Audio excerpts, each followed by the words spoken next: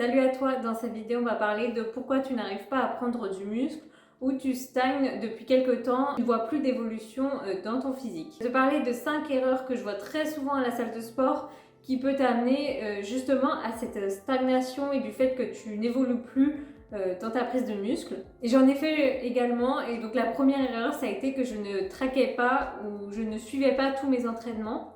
Donc j'étais vraiment pas sérieuse, je vérifiais pas ce que j'avais fait la semaine dernière, le nombre de répétitions, la charge, etc.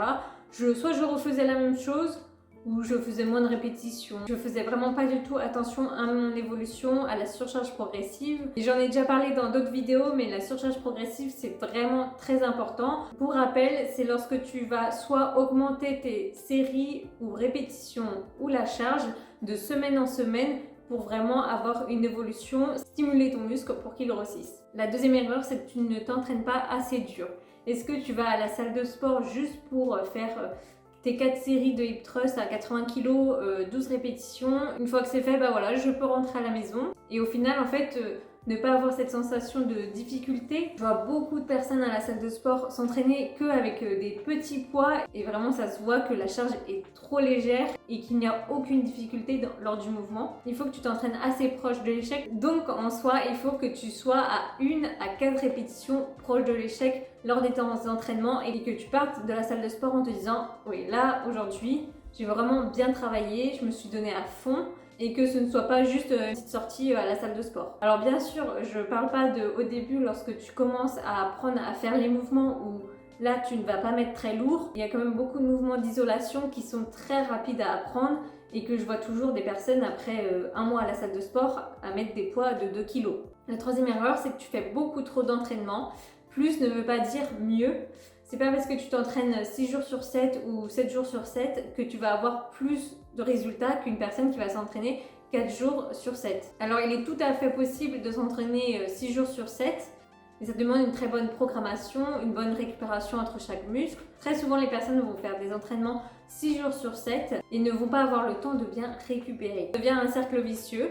Parce que très souvent, il n'y a pas de résultat, du coup tu vas vouloir en faire encore plus, jusqu'à ce que tu ne récupères pas du tout et que tu sois en surentraînement. Donc vraiment, il vaut mieux que tu aies un entraînement 4 jours sur 7 ou 5 jours sur 7 bien programmé avec une bonne récupération que 6 jours sur 7. Et justement, la quatrième erreur, c'est de ne pas avoir un programme individualisé selon toi et tes préférences. Avoir un programme personnalisé selon toi va te permettre de choisir des exercices selon tes objectifs, tes particularités, les exercices que tu préfères faire comparé à d'autres. Il est important de savoir que chaque personne va répondre différemment à un certain nombre de séries, un certain nombre de répétitions et ça va être très important de pouvoir analyser tes programmes au fur et à mesure pour les adapter au mieux à toi.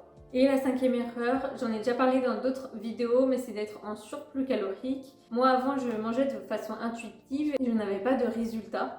Et une fois que j'ai suivi mon alimentation, mes macronutriments, je me suis rendu compte que je ne mangeais pas assez de calories. Du coup, j'ai augmenté mon surplus calorique et j'ai directement vu la différence.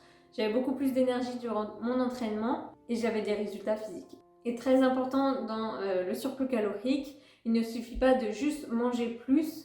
Alors bien sûr, en mangeant des fast-foods, tu vas augmenter tes calories, mais ce ne sera pas des calories optimales pour ta prise de muscle.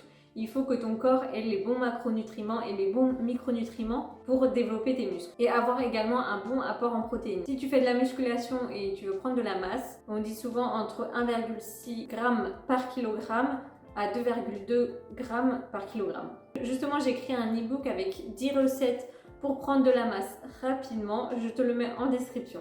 Donc voilà pour ces 5 possibles erreurs que tu fais et qui fait que tu n'arrives pas à prendre du muscle ou tu stagnes dans ta progression. Il y a plein d'autres erreurs que j'ai pas évoquées, comme la technique, le choix des exercices qui n'est pas bon. Enfin, il y a plusieurs autres erreurs qui pourraient faire que tu stagnes. Dis-le moi en commentaire si tu souhaites une autre vidéo pour que j'en parle. Si tu as aimé cette vidéo, n'hésite pas à t'abonner et à liker et je te dis à plus.